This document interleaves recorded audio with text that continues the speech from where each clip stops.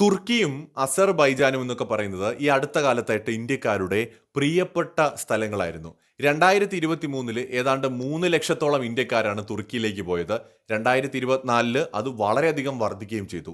അസർബൈജാനിലേക്ക് 2023 50,000-ഓളം ആളുകൾ പോയെങ്കിൽ 2024 ആയപ്പോൾ അത് 1 ലക്ഷത്തിനടുത്തേക്ക് ഉയർന്നു എന്നാണ് കണക്കുകൾ പറയുന്നത്. എന്ന് വെച്ചാൽ പ്രതിവർഷം അസർബൈജാനിലേക്കും തുർക്കിയിലേക്കും ധാരാളം ഇന്ത്യക്കാർ പോകുന്നുണ്ടായിരുന്നു. അസർബൈജാൻ എന്ന് പറയുന്നത് അവരുടെ ടോട്ടൽ ടൂറിസം മേഖല എടുത്ത് പരിശോധിച്ചാൽ ഏതാണ്ട് 3 മുതൽ 4% അവിടെ വിസിറ്റ് ചെയ്യുന്നത് ഇന്ത്യക്കാരാണ്. തുർക്കിയിലെ ആകെ വിസിറ്റേഴ്സിൽ 1% പേര് മാത്രമേ ഇന്ത്യക്കാരായിട്ടുള്ളൂ എങ്കിലും തുർക്കിയെ സംബന്ധിച്ചിടത്തോളം ഏറ്റവും അധികം പണം ചെലവാക്കുന്ന വിസിറ്റേഴ്സ് ഇന്ത്യൻസ് ആയിരുന്നു. കാരണം കൂടുതൽ ഇന്ത്യക്കാരും ഈ വെഡ്ഡിംഗ് ടൂറിസത്തിന്റെ ഭാഗമായിട്ടാണ് തുർക്കിയിലേക്ക് പോകുന്നത്. വിവാഹ ചടങ്ങുകളും മറ്റുമൊക്കെ തുർക്കിയിൽ വെച്ച് നടത്തുക എന്നത് ഇന്ത്യക്കാരുടെ ഒരു പുതിയ ട്രെൻഡായിരുന്നു. ധാരാളം ഇന്ത്യൻസ് തുർക്കിയിൽ പോകുന്നു, ലക്ഷറി ഹോട്ടലുകൾ ബുക്ക് ചെയ്യുന്നു, ലക്ഷറി ഫെസിലിറ്റീസ് ചൂസ് ചെയ്യുന്നു, ലക്ഷറി വാഹനങ്ങൾ ചൂസ് ചെയ്യുന്നു, ലക്ഷറി ആയിട്ടുള്ള ഫെസിലിറ്റീസ് യൂസ് ചെയ്യുന്നു. അപ്പൊ ഇതിലൂടെ വലിയ ലാഭമാണ് ഇന്ത്യൻ ടൂറിസ്റ്റുകളിൽ നിന്ന് തുർക്കിക്ക് ലഭിച്ചുകൊണ്ടിരുന്നത്. എന്നാൽ ഇപ്പോൾ പാകിസ്ഥാനെ സൈനികമായിട്ട് സഹായിച്ചതിലൂടെയും തുറന്ന് പാകിസ്ഥാന് പിന്തുണ പ്രഖ്യാപിച്ചതിലൂടെയും ഇന്ത്യക്കാരുടെ രോഷത്തിന്റെ ചൂടറിയുകയാണ് തുർക്കിയും അസർബൈജാനും. മുൻകാലങ്ങളിൽ ഇതേ അനുഭവം നേരിട്ട രാജ്യങ്ങളാണ് നേപ്പാൾ, ശ്രീലങ്ക, ഏറ്റവും ഒടുവിൽ നമ്മുടെ മാലിദ്വീപ്. ഭരണകൂടങ്ങൾ മാറുന്നതിനനുസരിച്ച് ഇന്ത്യയോടുള്ള മനോഭാവം മാറുമ്പോൾ ഇന്ത്യയിലെ ജനങ്ങളും പ്രതികരിക്കുന്നു എന്നുള്ളതാണ് ഇതിൽ ഏറ്റവും പ്രധാനപ്പെട്ട ഒരു കാര്യമെന്ന് പറയുന്നത്. ഓപ്പറേഷൻ സിന്ദൂറിനെ പരോക്ഷമായി വിമർശിക്കുകയും പാകിസ്ഥാനെ പിന്തുണയ്ക്കുകയും ചെയ്തൊരു രാജ്യമാണ് തുർക്കി. അതുപോലെ തന്നെയാണ് അസർബൈജാനും. അങ്ങോട്ടും ഇങ്ങോട്ടും അഭിപ്രായ വ്യത്യാസങ്ങളൊക്കെ ഉണ്ടാകും. കാരണം നമ്മളിപ്പോ രാജ്യങ്ങൾ തമ്മിലുള്ള ബന്ധങ്ങൾ പല രീതിയിലാണ് ഉണ്ടാവുന്നത്. ഒരു രാജ്യം മറ്റൊരു രാജ്യത്തിന് ആയുധം കൊടുക്കുന്നത് വലിയ തെറ്റൊന്നുമല്ല.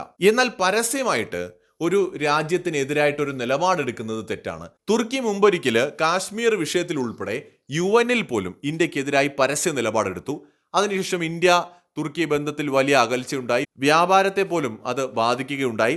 പിന്നീട് തുർക്കിയിൽ ഭൂകമ്പം വന്നപ്പോൾ ഇന്ത്യ സഹായിച്ചുകൊണ്ട് വീണ്ടും ഇന്ത്യ തുർക്കി ബന്ധമൊന്നും മെച്ചപ്പെടാൻ തുടങ്ങി. തുർക്കി ഇന്ത്യയെ UN രക്ഷാസമിതിയിൽ സ്ഥിരാംഗമാകാനുള്ള താല്പര്യത്തെ സപ്പോർട്ട് ചെയ്യുകയുമൊക്കെ ചെയ്തു എർദോഗൻ നേരിട്ട്. പക്ഷേ ഇപ്പോൾ ഇന്ത്യ പാകിസ്ഥാൻ വിഷയമുണ്ടായപ്പോൾ വീണ്ടും തുർക്കി പരസ്യമായിട്ട് പാകിസ്ഥാന് പിന്തുണ പ്രഖ്യാപിച്ചു. ശ്രദ്ധിക്കേണ്ട കാര്യം, ഒരമ്മ പെറ്റ മക്കളെ പോലെയാണ് തങ്ങളെന്ന് പോലും പറയുന്ന ചൈനയും പാകിസ്ഥാനും നമുക്കറിയാം.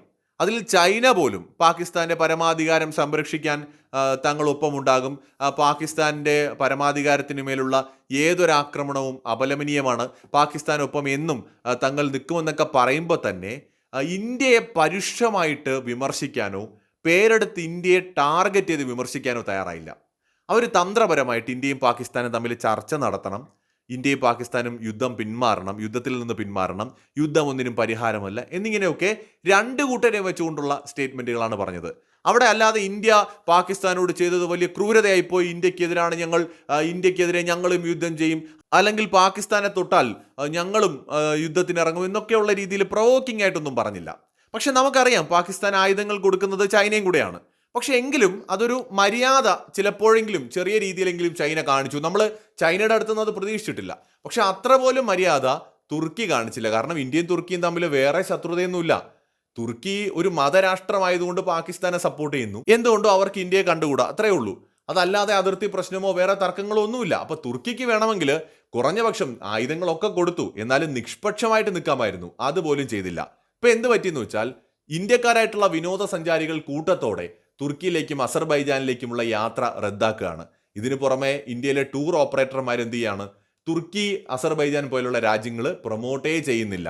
കൂടാതെ ഇവിടേക്കുള്ള ബുക്കിംഗ് ഇപ്പോൾ നിർത്തിവെച്ചിരിക്കുകയുമാണ്. അസർബൈജാന് മാത്രം 3000 കോടിയുടെ നഷ്ടമുണ്ടാകുമെന്നാണ് ഏകദേശ കണക്ക്. തുർക്കിക്കും ഏതാണ്ട് അതേ നഷ്ടം തന്നെ ഉണ്ടാവും. മാത്രമല്ല ഈ രാജ്യങ്ങളിലേക്കുള്ള സർവീസുകൾ നടത്തുന്ന ഇൻഡിഗോ ഉൾപ്പെടെയുള്ള എയർലൈനുകൾ പോലും പ്രതിസന്ധിയിലായിരിക്കുകയാണ്. ഗ്രീസ്, അർമേനിയ എന്നീ രാജ്യങ്ങളിലേക്കാണ് ഇപ്പോൾ കൂടുതൽ ഇന്ത്യക്കാർ പോകാനായിട്ട് തുടങ്ങിയിരിക്കുന്നത്. ഗുജറാത്തിൽ നിന്ന് ഉള്ള 800 പേർ അടങ്ങുന്ന ഒരു സംഘം തുർക്കി അസർബൈജാൻ യാത്രകൾ റദ്ദാക്കിയിട്ട് മറ്റ് രാജ്യങ്ങളിലേക്ക് പോകാൻ തീരുമാനിച്ചിരിക്കുകയാണ്. ഏറ്റവും വലിയ പ്രശ്നമെന്ന് വെച്ചാൽ ഏതാനും വർഷങ്ങൾ കൊണ്ട് തുർക്കിയുടെയും അസർബൈജാന്റെയും ടൂറിസം രംഗത്ത് ഏറ്റവും കൂടുതൽ ആളുകൾ എത്തേണ്ടിയിരുന്നത് ഇന്ത്യയിൽ നിന്നാണ്. കാരണം അത്രയും വലിയ ഗ്രോത്ത് കഴിഞ്ഞ വർഷങ്ങളിൽ ഈ രാജ്യങ്ങളിലേക്ക് ഇന്ത്യയിൽ നിന്നുള്ള ടൂറിസ്റ്റുകളുടെ കാര്യത്തിൽ ഉണ്ടായിരുന്നു. എന്നാൽ ഒരു പൊട്ടൻഷ്യൽ എക്കണോമിക് പോസിബിലിറ്റീസ് ആണ് ഇവിടെ തുർക്കിയും അസർബൈജാനും പാകിസ്ഥാനൊപ്പം നിലപാടെടുത്തുകൊണ്ട് നശിപ്പിച്ചിരിക്കുന്നത്. ഒരു പക്ഷേ കുറച്ച് വർഷങ്ങൾ കഴിയുമ്പോൾ മില്യൺ കണക്കിന് ഇന്ത്യക്കാർ അസർബൈജാനും തുർക്കിയും ഒക്കെ കാണാൻ പോകേണ്ടതായിരുന്നു. ആ ഒരു സാധ്യതയ്ക്ക് കൂടിയാണ് ഇവർ മങ്ങലേൽപ്പിച്ചിരിക്കുന്നത്. കാരണം രാജ്യസ്നേഹികളായിട്ടുള്ള ഇന്ത്യക്കാർ ഇത്തരം കാര്യങ്ങളിൽ കടുത്ത നിലപാടുകൾ എടുക്കാൻ മടിക്കാത്തവരാണ്. ഇത് ദൂരവ്യാപകമായ സാമ്പത്തിക ആഘാതവും നഷ്ടവും തുർക്കിക്കും അസർബൈജാനും ഉണ്ടാക്കുമെന്ന കാര്യവും ഉറപ്പാണ്. മറ്റൊരു വീഡിയോയുമായി വീണ്ടും വരാം.